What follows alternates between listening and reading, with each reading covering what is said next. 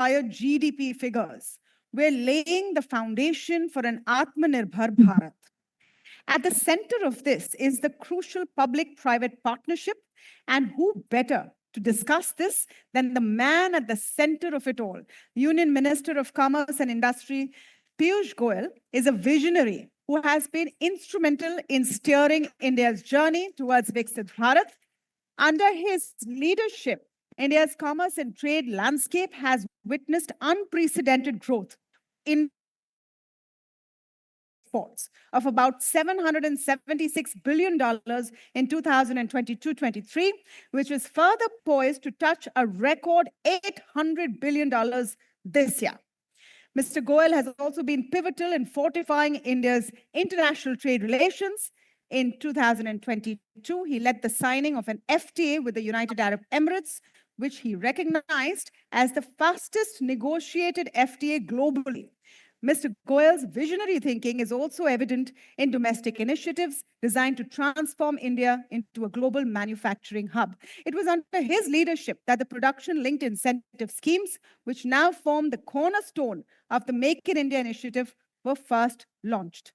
Today, as we delve into his vision of Viksit Bharat, we are privileged to gain insight from a leader who's one of the biggest driving forces behind India's transformation. Please join me in welcoming Shri Piyush Goyal. So I'm going to start with, and of course, the theme of today is Viksit Bharat, but I'm going to start by talking about the hot button topic. Since you are the master negotiator, have we started our preparations for the biggest negotiation right now, which is with the United States? Everyone since morning is talking about how India will swing the bilateral, which will be a model maybe for every nation in the world. Madam, I think there can be no better negotiation than the Prime Minister. In fact, as one of the foreign newspapers mentioned, one can take a master class from Prime Minister Modi in negotiation.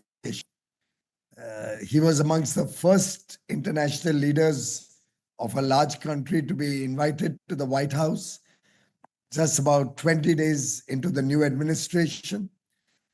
He also shares a very strong relationship with President Trump. And that relationship over the years has only grown bigger and better. They both are leaders with a nationalist outlook. When American president talks about making America great again, and when Prime Minister Modi talks about Viksit Bharat, in a way he's talking about making India great again. And that's why he termed it a mega partnership for prosperity. MAGA plus MEGA equaling mega partnership. And therefore, you will appreciate that this is a relationship between two friendly nations. It's a relationship between two trusted partners. And it's a relationship which is on the bedrock of two powerful democracies. Therefore, we don't compete as much as we complement each other. We collaborate for world good, for world and human good. And I personally think that we will have a good and even better relationship with the US. Obviously, we have started working on different ideas, engaging with different stakeholders within and outside the government, preparing ourselves for discussions which we hope will start soon. The bottom line is that this is an opportunity for India to expand trade with the US. In fact, we've set a very ambitious target of $500 billion by 2030. And we look at this opportunity as a way to make India more competitive, come out with quality products, look at mutual concessions and attractive trading conditions which will support growth both in America and in India, for the shared prosperity of the people of both countries.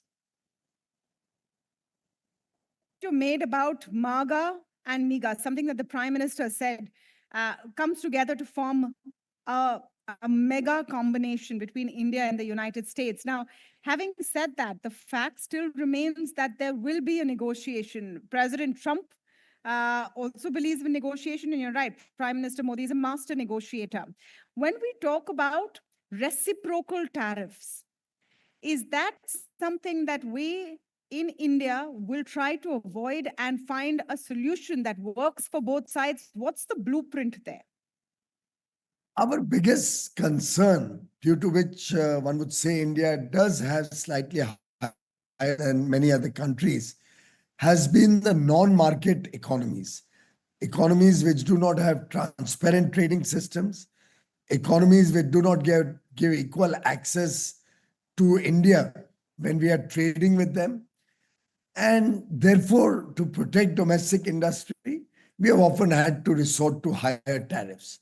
The American problem is pretty much similar, where they have a reverse situation. They have lower tariffs, but because of which these non-market economies are flooding the market with a lot of goods which hurt domestic manufacturing. So in a way, the problem of America is the same as the problem of India. And what we are working on is for mutual benefit, for resolving these issues for both our countries, for businesses in both our countries. Our situation with America is pretty much different than many other countries. And therefore, as I said earlier, we complement each other. We can give mutual concessions to each other, tariff reductions, make it easier to import and export both between the two countries.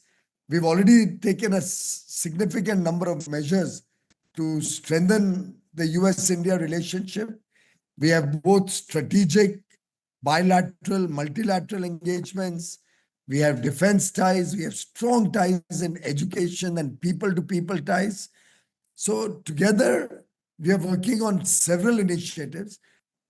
Trade will supplement our efforts to do much greater good for the people of US and India.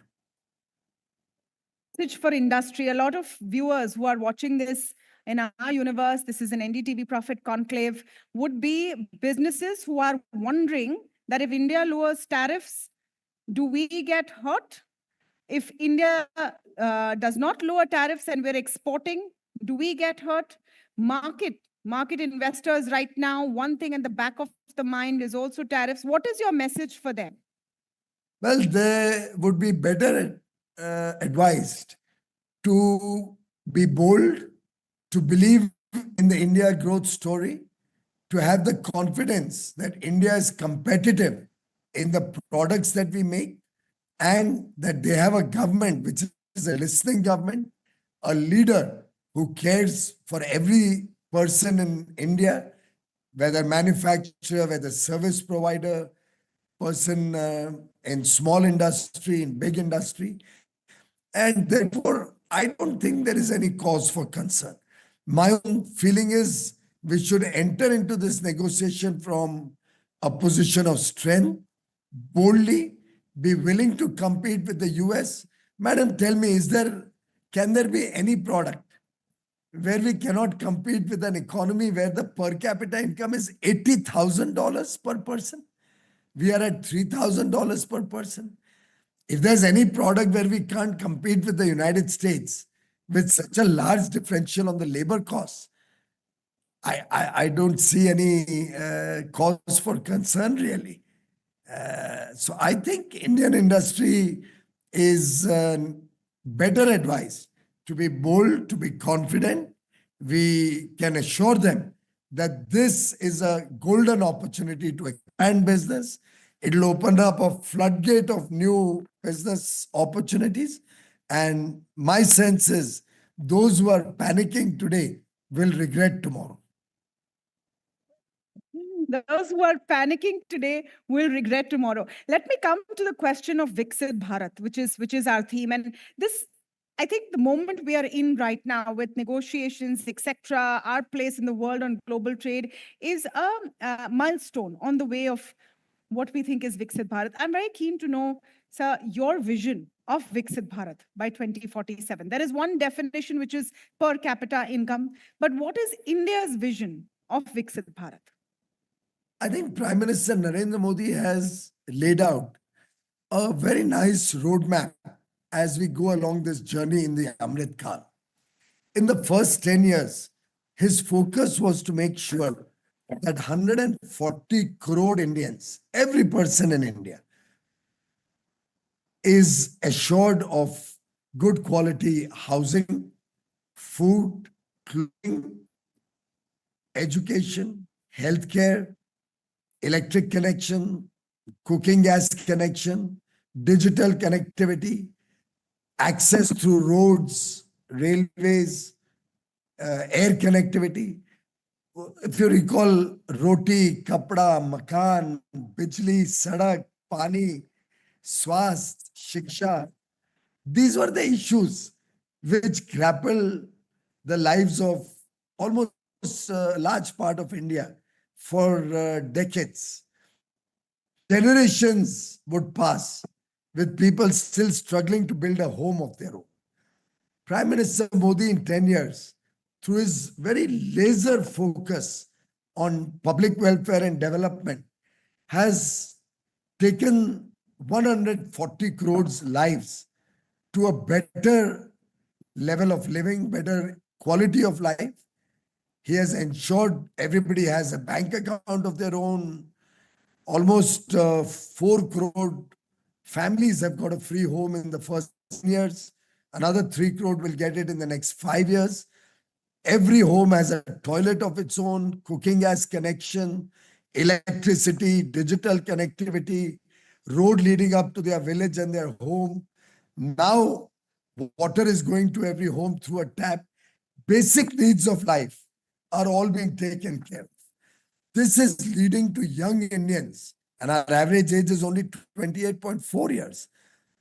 Each of these young person connected with the internet, either through a smartphone or a television or a laptop, is today aspiring for a better quality of life, wants all the good things in life which the rest of the world enjoys. And given India's purchasing power parity, the fact that our costs are lower, our living standards are better at lower costs, we are in a situation that as the economy grows from about 4 trillion to 30, 35 trillion by 2047, we will have a per capita income of nearly $20,000 plus. And that will make sure that every citizen's country has a good quality of life with a good job or a good business, a good startup or entrepreneurial work, maybe running his own service center, providing professional services as we see more and more service sector growth, engage with tourism, engage with infrastructure development. So the opportunities in the next 20 years, 25 years are going to be massive in every field. And in the twin pillars of growth, investment-led growth and consumption-led growth, I can see a very, very rapid transformation of the Indian economy, resting on calibrated reforms to support not only ease of doing business and cost of doing business, but also ease of living. And a life which is comfortable, a life which is satisfying, a life which is both taking care of your material needs and taking care of your altruistic needs. That will be the true definition of Viksit Bharat. If you recall, Deen Dayal Upadhyay had explained it as integral humanism. Every aspect of a person's life. It could be your family life. It could be your life in amongst friends. It could be the society you live in. The entire human requirements, spiritual, material, cultural, all of them put together, the quotient of happiness, everything makes for a good, satisfied life and Viksit Bharat at 2047. Thank you so much, Shri Piyush Goyal, laying out that excellent and very detailed vision, which is also about quality of life, not just a number of per capita GDP. Thank you so much for your time, sir. We here at the NDTV network really appreciate it and appreciate you laying out your vision. And of course, we're all waiting to see what the outcome of these bilateral negotiations are. We're sure India will come out on top. Thank you. Thank you. Namaste.